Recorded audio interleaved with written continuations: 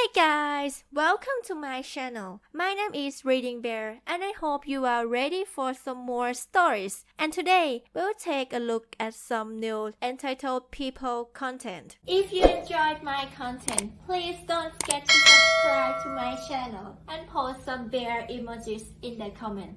And now, let's dive right into the stories.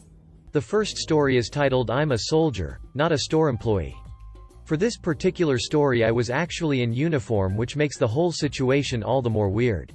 Canadian working uniform for the army is a digital camouflage pattern called cadpit. Pretty unique and identifiable. The store I was in wears black pants with tanish colored collared shirts. In the story we have me, old lady, OL, dumb lady, DL, and store manager, SM. I had just gotten off from work and was on my way home and stopped for groceries. Our command lets us stop in uniform on the way home to do this. They see it was a visual recruiting tactic and lets people know that we are in the community. I'm a reservist artillery soldier. As I was looking at milk trying to decide what to buy, a little old lady came up to me and asked for help. What threw me off initially was the fact she used my rank, gunner, artillery for private.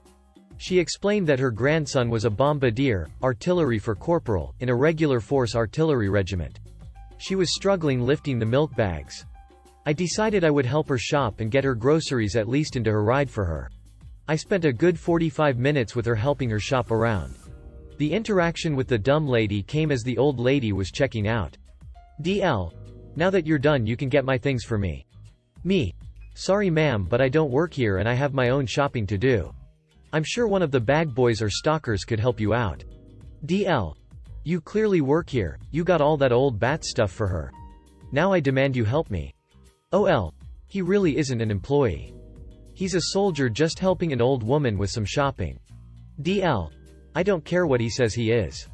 He clearly knows the store so he must work here. You're done shopping so he can help me now. She was getting louder now and attracting attention. Me. Ma'am, I really don't work here. If you could lower your voice I could help you find an employee if you really need some assistance.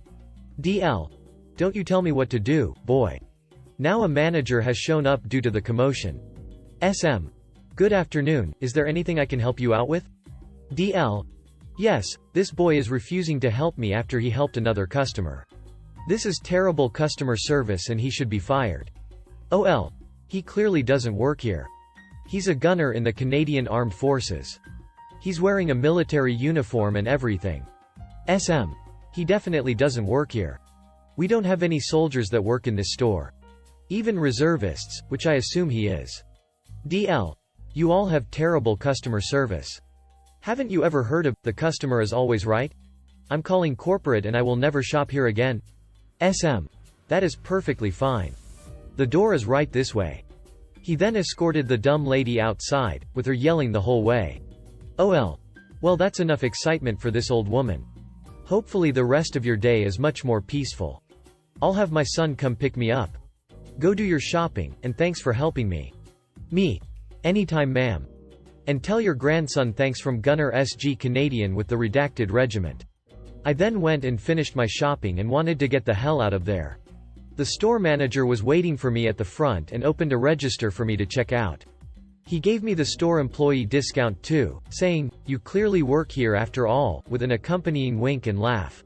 He then told me he was a reservist while going through university and thanked me for what I did. The next story is titled My Town's McDonald's Changed Their Number and We Keep Getting Angry Messages and Calls from Customers. Okay, so, basically, our local McDonald's changed their number, and my father ended up with their old one after getting a new phone, for some terrible bad luck. Every day there are thousands of angry messages of unhappy customers. At first, it was hilarious. Hear these people rant, and then tell them that this isn't even the correct number. Some people would pull the "do your job and don't lie. This is McDonald's number. I know it, but we just ignored those." Now. I'm starting to feel bad for everyone. My local McDonald's does such a bad job at delivering the correct orders that we get multiple texts per day. Why the duck do they even need their orders if they're going to deliver whatever they want, anyways? This is one of the reasons Wendy's is superior. Tough luck, the only thing we got in my town is the old, crappy, bad with clients McDonald's. The next story is titled High School Receptionist. not mine but my grandmother's. From the time I was in first grade until my freshman year of high school, my grandmother's phone number and the local high school in our small town had a phone number that was exactly the same except, the last 2 digits were reversed. Every morning Monday through Friday between 6:45 and 7:45 a.m. my grandmother's phone would ring off the hook. My grandmother, being the sweet wonderful woman that she was, would answer the phone. Now you need to remember this in the late 80s and things were a lot different then. Every morning during the school year, between set times someone was calling to say their student wouldn't be at school. When it first started happening my grandmother would kindly say, "I'm sorry, you have the wrong number."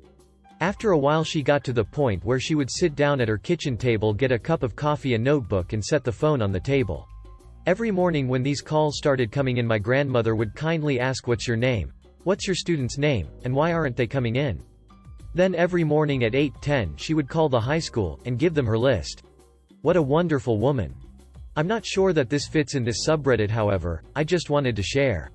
Long live Ollie Kate. A true Irish saint. Wow, thanks everyone. For those of you who didn't grow up in a small community or in the country, kids worked at home, especially high school students, to help on the farm. Tobacco season was huge, you were allowed to miss up to 2 weeks of school without punishment. I called the phone number last night just to see, it goes to the middle school now. They have built a new high school that has a new phone number, the old high school is now the middle school. The next story is titled "Neighbor Parks His Car and Blocks My Exit." Don't mess with a woman scorned. This happened about 5 years ago when I moved into a wheelchair-friendly unit. I'm a 29-year disabled female in a wheelchair. The unit complex I live in has 20 units, upstairs and down, but only half of the tenants have assigned parking. I have a car space, but this neighbor didn't. It took a while for tenants to get used to this. It was a brand new complex and the tenants all moved in at the same time. But one of them, let's call him Duck, either didn't get it or didn't care. He would constantly park in my car space, and every time I confronted him about it, he claimed not to know, but he'd park there anyway. I informed the landlords about this, and they sent out constant letters until he finally got the message. But did he park on the street? Nope. He started to park his car along the driveway, sometimes blocking my exit. To get out of my door I'd go down a ramp and then turn onto the driveway, but he would park his car and block my exit. There was no back exit, so this was my only way to exit my place. I told the landlords about this and the council parking officer in hopes they could make him stop doing this. I confronted Duck a few times and told him not to do this and warned him that his car might get damaged if I try to get my wheelchair around it. But did he listen? Nope. One glorious day when I needed to leave, I saw his car parked halfway across my exit. There was just enough room for me to get around, but I knew I would scrape the side of his car with the side of my power wheelchair if I tried to get around it.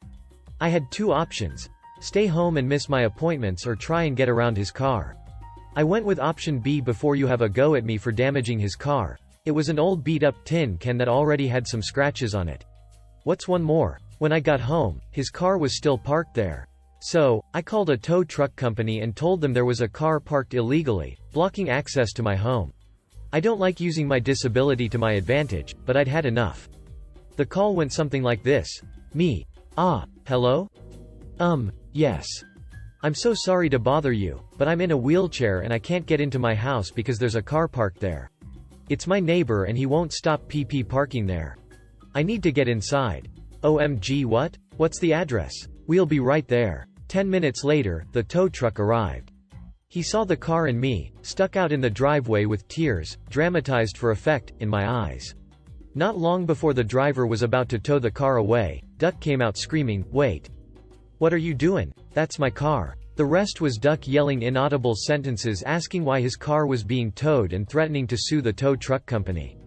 Based on the crepes of a tin can he calls a car, he didn't have a leg to stand on.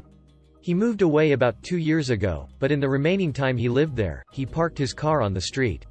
The next story is titled "I'm a Patient, Sir."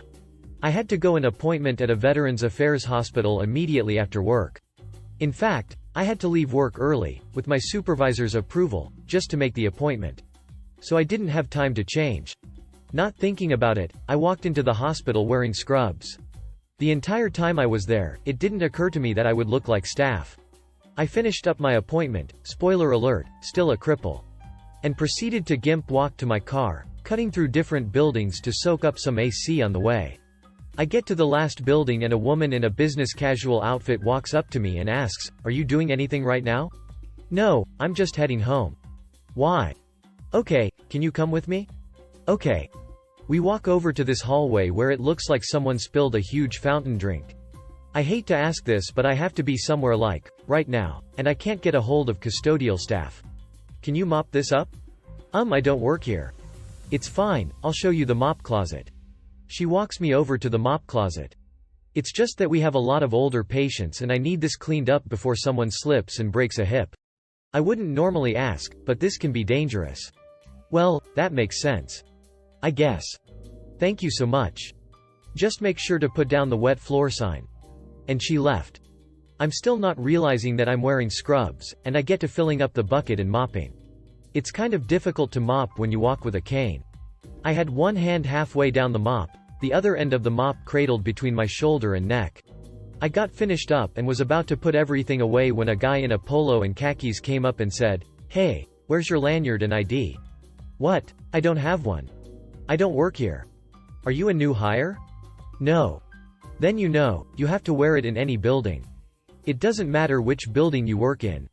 "Sir, I don't work here. I'm a patient." Then it dawned on me what I was wearing. I came here from work. I work somewhere else. "Oh. Then why were you mopping?" "Some lady asked me to and said some old person might break a hip." It made sense to me at the time. So when I told the first woman that I didn't work here, I think she assumed I didn't know where the mop closet was because I didn't work in that particular building. And that's how I got press ganged into being a janitor for a few minutes. The next story is titled "I'm Not Your Church Retreat, Nice Lady." Years ago, when I lived with my mom at her house, we got a call on the house line early in the day, and I pick up. "Hi, I'm calling about the church retreat this weekend." "I'm sorry, you have the wrong number. Is this 1234567? Yes, actually it is? But this is a private residence." "Oh dear. Our event coordinator didn't put the area code on the notice, so you'll probably be getting calls all day about this. I'm so sorry." Sure enough, the house got calls the entire day about this retreat, and I fielded just about all of them. I told them I wasn't the coordinator, I didn't have the contact info for so-and-so, this isn't the correct area code despite it being the same number, etc. Everyone was very kind, and quite thankful that I was even able to provide them the reason for the mix-up. But that's not why the story is funny to me. Like I said, I lived with my mom. She was a fiery lady that didn't take too well with wrong numbers. Her cell phone hash used to belong to an escort, apparently. Talk about, "I'm not your work lady, mister." So the one time a church caller draws the short straw and gets my mom on the phone, Ma goes full-bore telenovela on the poor person. "Who the duck are you? This is the wrong number." I felt bad but had to laugh later on, because I'm betting once the church retreat finally got organized, there was a conversation that had to have happened. "Oh yeah, it was the wrong number, but we got a very nice boy that helped give as much information as possible." "What are you talking about?" I got a screaming banshee. The next story is titled "I Work Here, You're Just an Idiot."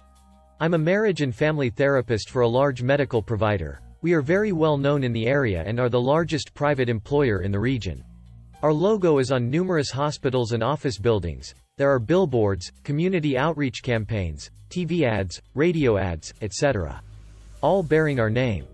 The other day I was opening our office located in an office tower when a woman came into the waiting room.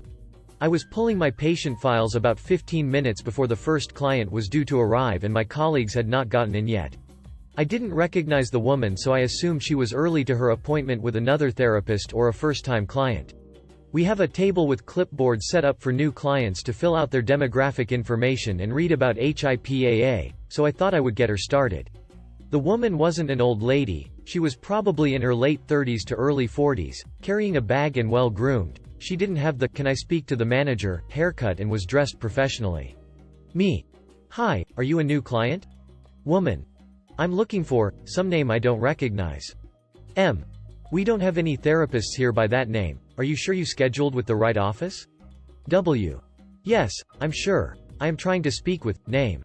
M. "Do you know who made your appointment?" W. Exasperated. "Look, I'm trying to talk to name. She's the VP of Finance and handling my account." M. I'm sorry, but I think you have the wrong office. This is a therapy office for medical company. We don't have financial clients and there are no vice presidents here. W. So you aren't associated with financial company. She gestures to the investment firm down the hall that she walked past to get to my office. M. Ma'am, there are a lot of businesses in this building. Financial company doesn't own the building, they just rent their office space like the rest of us. You are in a therapy office for big medical company. I point to the giant logo on the door and medical forms on the table. W. Well, can't you just go get name for me? Their door is locked and the lights are off. M. Ma'am, if their door is locked and the lights are off then they are closed. I don't have access to any other offices and there isn't going to be anyone there. I have a patient on the way and for privacy reasons, I'm going to have to ask you to leave if you don't have an appointment with us. W. Well, what am I supposed to do? M. It's currently 7:45. Perhaps try them again at 9 o'clock when most finance companies open for business, or call them and make an appointment. Now, if you will excuse me. At this point I just gestured to the door and ushered her out because I was done dealing with her. She wandered out of the waiting area muttering something about how rude it was for the finance company to be closed at 7:45. Maybe on some level she wanted therapy. All I know is that I had not finished my first cup of coffee yet. The next story is titled Airport Confusion. So, I work at a small airport in Germany as a security and visa agent, specifically considering US flights. I really like my job even though it is only part-time because I am still a student.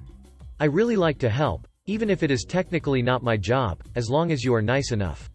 So, we wear blue slacks, white button-ups and ties, scarves, and the maintenance people, cleaning, wear bright orange stuff. Honestly, you can tell us apart very easily. I was at my desk preparing to board the Miami plane. Right behind my desk is a toilet and a very large and tall man got out of one and came straight up to me. He sort of smirked at me and then groaned, "I need help." Me, being the jolly-go-lucky person that I am because I really like my job, smiled at him and said, "What can I do for you, sir?" That is when I noticed the pungent smell that was coming out of the toilet right behind me. I was slightly disgusted, but I kept my facial expression in place. Now, the dude straight up looked me in the eye and said, "I need you to wipe up the crap in the bathroom." Me, still being in costumer service mode, just said, "I will call someone from maintenance right away." Craphead looked at me and said, "Stop being lazy and do your goddamn job. I know you work here, go get your cleaning supplies and start going." Me, now slightly irritated. "Sorry sir, but I am actually not maintenance, I am a visa agent. But I will call maintenance right away just as I said." Craphead almost yelled at me, "Go do you ducking job, you little piece of crap." That was where I stopped being nice. Now, I am a security agent, but I am not a security officer. I am not allowed to touch him, but I am allowed to deny his flight if I fear that he could be a threat to flight security. So I told him, "Sir, please refrain from that language. I will call someone from maintenance and will make sure that the bathroom is clean again. Please behave yourself or you won't be able to make the flight today." Craphead got really red in his face and I kind of feared that some artery in his fat embedded brain would burst, but he eventually just spat out a wipe it up. I just smiled and waved over the nice guy from the federal police who has to stay with us the entire time, and I declared that his flight will be denied for security reasons and that he is to leave the security area of the airport immediately. Craphead got even redder, and before he could say anything to me the police officer asked him to please follow him. To his credit, Craphead did without complaining. Everything else went well, we didn't even have a delay. But seriously, duck that guy. If you enjoyed the video, please subscribe to the channel and post some bear emojis in the comments.